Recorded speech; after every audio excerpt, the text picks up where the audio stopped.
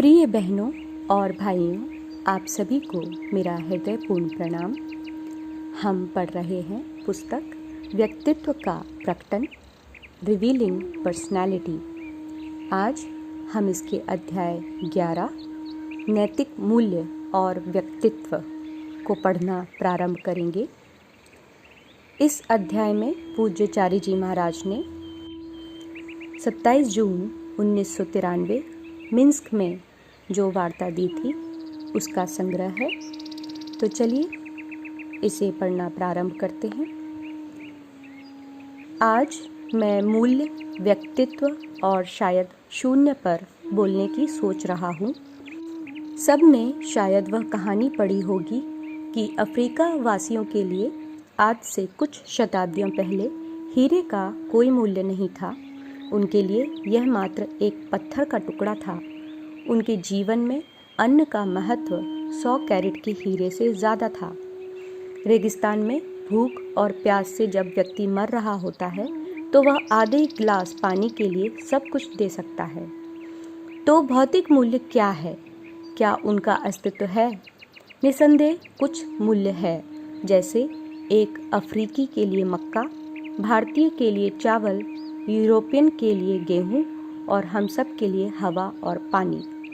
इसका मतलब यह है कि हम आज मूल्य की बात नहीं बल्कि जीवन के लिए क्या ज़रूरी है उसकी बात कर रहे हैं। अगर हमें मक्का, पानी, हवा, चावल, गेहूं मिल जाएं तो हम जीवित रह सकते हैं। इनमें भी मक्का, चावल और गेहूं कम महत्वपूर्ण है, क्योंकि मेरे विचार में बिना अन्न के हम 40, 50 या 60 दिन तक जीवित रह सकते हैं। पानी के बिना हम 3 या 4 दिन से अधिक नहीं जी सकते हैं। हवा के बिना हम कुछ मिनटों से अधिक नहीं जी सकते।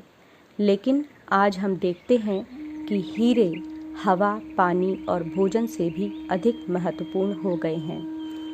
मेरे विचार में उल्टे पुल्टे मूल्य आधुनिक सभ्यता की देन है, क्योंकि आधुनिक सभ्यता में आधुनिक तकनीकी प्रयोग द्वारा अधिक से अधिक सोना और हीरे प्राप्त करने के लिए हमने न केवल मांस और चावल को रसायनों से पॉलिश कर दिया है, बल्कि हवा और पानी को भी प्रदूषित कर दिया है।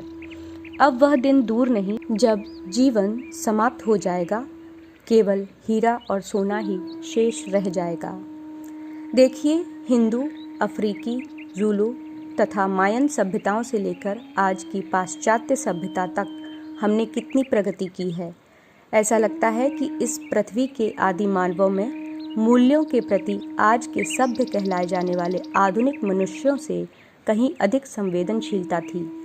अब तो केवल प्रार्थना ही की जा सकती है, क्योंकि वह दिन जल्दी ही आने वाला है जब आदमी एक गिलास पानी के लिए भी एक बोरा हीरे देने को तैयार होगा, क्योंकि हम ऐसी ही परिस्थिति की ओर बढ़ रहे हैं। अब युद्ध, साम्यवाद, मार्क्सवाद या पूंजीवाद के फलस्वरूप ना होकर मानव के पतन और लालच के कारण होगा, जिसे आध्यात्मिकता की भाषा में भौतिकवाद कहा जाता है। इसलिए सहज मार्ग कहता है, भौतिकता से आध्यात्मिकता की ओर वापस आओ। बनावटी मूल्यों से वास्तविक और स्वाभाविक मूल्यों की ओर चलो। किसी व्यक्ति का मूल्यांकन उसकी दौलत से नहीं बल्कि उसके व्यक्तित्व से करो। जब हम किसी के व्यक्तित्व की बात करते हैं तो हम उसका चेहरा या आकार नहीं देखते, उसकी बुद्धिमत्ता की ओर देखने की भी हमें कोई ज़रूरत नहीं है। सुंदरता जैसी वस्तुओं को भी देखने की कोई ज़रूरत नहीं, क्योंकि यह भी कृत्रिमता यानी आर्टिफिशियलिटी है। कृत्रिमता प्रसाधन के अर्थ में नहीं, क्योंकि जो एक समाज में सुंदर माना जाता है वही दूसरे समाज में बदसूरत माना जा सकता है। वास्तविक सौंदर्य क्या है?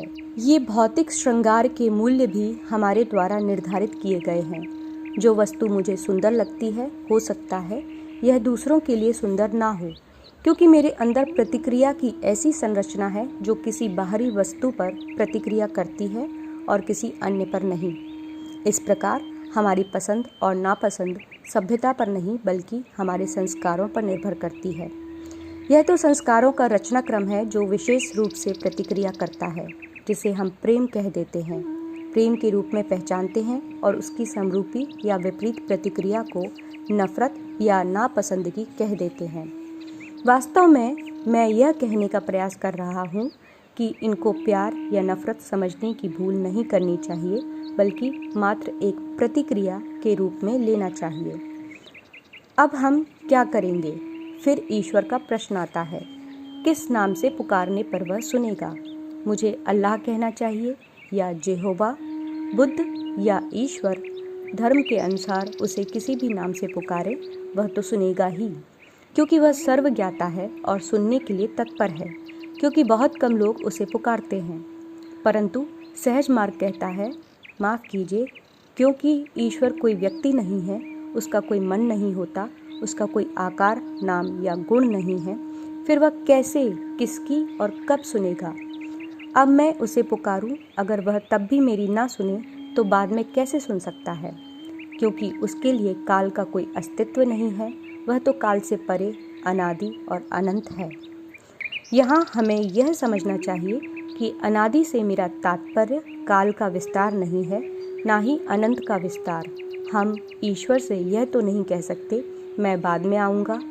ईश्वर के लिए या तो अभी या कभी नहीं। ईश्वर हर समय साथ रहता है, क्योंकि यह शुद्ध और सरल है। फिर ईश्वर को पुकारने का, ईश्वर के लिए चिल्लाने का, ईश्वर के लिए छाती पीटने या रोने का कोई अर्थ नहीं है। इसीलिए मैं कहता हूँ कि धर्म असफलता है। ऐसे अनेक संत हुए हैं जो धर्म से ऊपर उठे।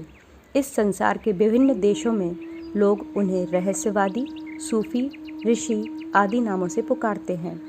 रहस्यवादी ईसाई नहीं रह जाते, उन्हें ईसाई रहस्यवादी भी नहीं कहा जा सकता। सूफी मुसलमान सूफी या इस्लामी सूफी नहीं होते, वे इस्लाम की बापौती नहीं रह जाते। उन्हें प्रायः उनके ही धर्मावलंबियों द्वारा यातनाएं दी जाती रही हैं।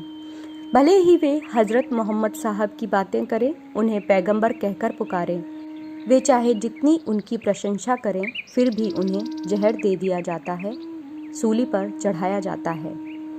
ईसा अकेले व्यक्ति नहीं थे जिन्हें सूली पर चढ़ाया गया। ईसाई इस बात का बतंगड़ बनाते हैं कि ईसा मानवता के लिए सूली पर चढ़ाए गए। मैंने कहीं कहा भी, दूसरे देशों में अलग अलग समय में रोम के हजारों गुलाम भी सूली पर चढ़ाए गए। वास्तव में सूली चढ़ाना अपराधियों और देशद्रोहियों के लिए एक सजा थी और ईसा को भी इसी रूप में सूली पर चढ़ाया गया था। वे सूली पर चढ़ाए गए क्योंकि वे यहूदियों के धर्म के लिए और रोम की धर्मनिरपेक्षता के लिए खतरा बन चुके थे। इसलिए रोम वासियों ने अपनी बला यहूदियों के गले डाल दी और यहूदियों ने उन्हें सूली पर चढ़ा दिया। उन्होंने ना तो ईसा को संत माना, ना ही धर्म से ऊपर उठा हुआ महात्मा, बस उन्हें सूली पर चढ़ा दिया। इस बात को सिद्ध करने के लिए उन्होंने ईसा को 2 चोरों के साथ सूली पर चढ़ाया। दोनों चोर उनके अगल बगल सूली पर चढ़ाए गए। कारण केवल इतना था कि ईसा यहूदियों के धर्म और धर्माचार की आलोचना करने लगे थे। उन्होंने एक नवीन जीवन पद्धति की शिक्षा देनी शुरू कर दी थी। उनका कहना था, ईश्वर स्वयं के भीतर है, स्वर्ग कोई सांसारिक वस्तु नहीं जिसे यहाँ पाया जा सके आदि। वे बलि देने के विरुद्ध थे, मंदिर के लिए धन संग्रह करने और वहाँ कबूतरों की बलि देने के भी वे विरुद्ध थे। वे खतरनाक तरीके से प्रवचन करने लगे थे। खतरनाक किसके लिए? यहूदियों के लिए। वे एक महान आत्मा थे, विशिष्ट व्यक्तित्व। धर्म ऐसे लोगों को सहन नहीं करता। वे उसी धर्म के धर्मावलंबियों द्वारा बलि चढ़ा दिए गए जिसमें वे पैदा हुए, जिसमें पले बढ़े और जिसमें उनका विकास हुआ। मेरे विचार से यह बहुत ही दुर्भाग्यपूर्ण स्थिति है कि उन्हें यह सज़ा भुगतनी पड़ी। ऐसा लगता है कि उनका जीवन व्यर्थ ही रहा, क्योंकि उनके अनुयायियों ने धर्म से ऊपर उठने की बजाय एक नया धर्म खड़ा कर दिया। मेरे विचार से तो ईसा का बलिदान व्यर्थ ही गया, क्योंकि उसका प्रतिफल ईसाई धर्म के रूप में सामने आया, न कि एक नई आध्यात्मिकता के रूप में जो इस संसार का स्वरूप बदल देती। आप देख रहे हैं ये क्या हो गया है। अब हम यह संपूर्ण प्रयोग पुनः करने का प्रयास कर रहे हैं। लालाजी महाराज का पदार्पण हुआ, जिनके विचार और जिनकी आध्यात्मिक शिक्षाएं सचमुच क्रांतिकारी हैं, सच्चे क्रांतिकारियों की तरह जोश लाने वाली हैं।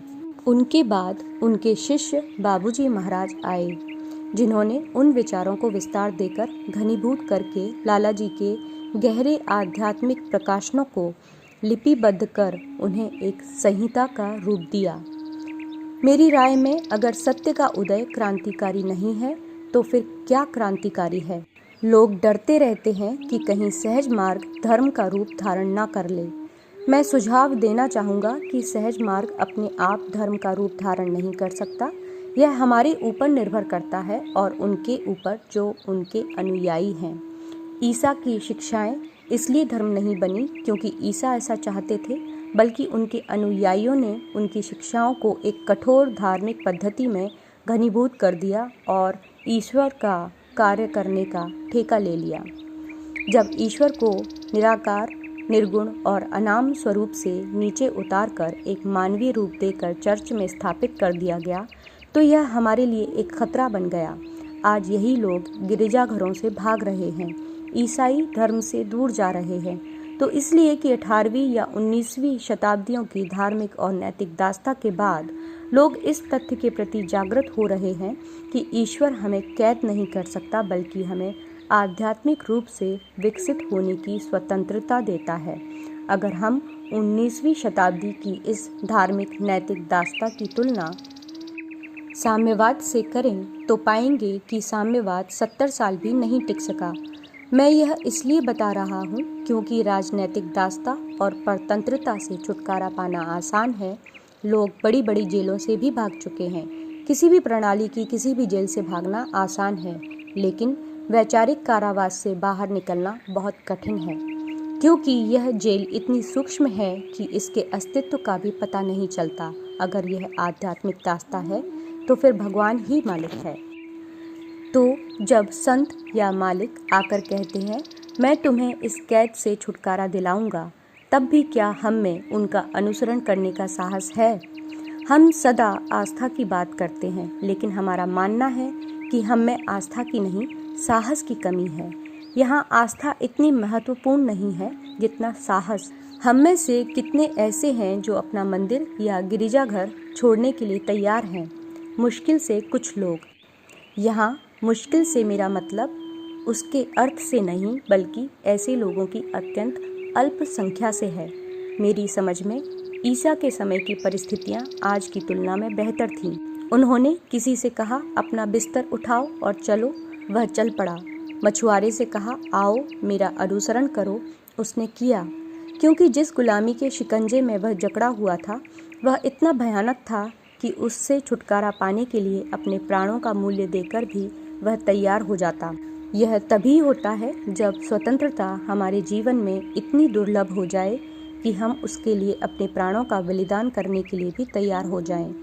बलिदान का वास्तविक अर्थ यही है, किसी और प्राणी के जीवन का बलिदान नहीं, किसी के बच्चे, गाय अथवा भेड़ का वध नहीं, बल्कि अपनी स्वतंत्रता के लिए स्वयं का बलिदान। इसी आदर्श ने कई नायकों, शहीदों और नेताओं को जन्म दिया, क्योंकि जो अपनी जान हथेली पर रखकर चलता है, लोग उसी का अनुसरण करते हैं। इस तरह हम पाते हैं कि कई लोगों ने अपनी भौतिक स्वतंत्रता का मूल्य अपने प्राणों से चुकाया है। आध्यात्मिक स्वतंत्रता के लिए कई लोगों ने अपने प्राण त्याग दिए। वस्तुतः जब तक हम अपने लिए दूसरों से बलिदान की अपेक्षा रखते हैं, खुद को कैद में ही रखते हैं। जब तक हम सोचते हैं कि दूसरा हमारे लिए बलिदान करेगा, तब तक हम गुलाम हैं।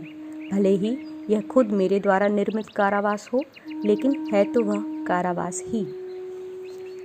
इस अध्याय को हम यहाँ विराम दे रहे हैं। इसे हम इसके अगले भाग में पूरा करेंगे। तब तक के लिए आप सभी का हृदयपूर्वक धन्यवाद एवं आभार। शीघ्र ही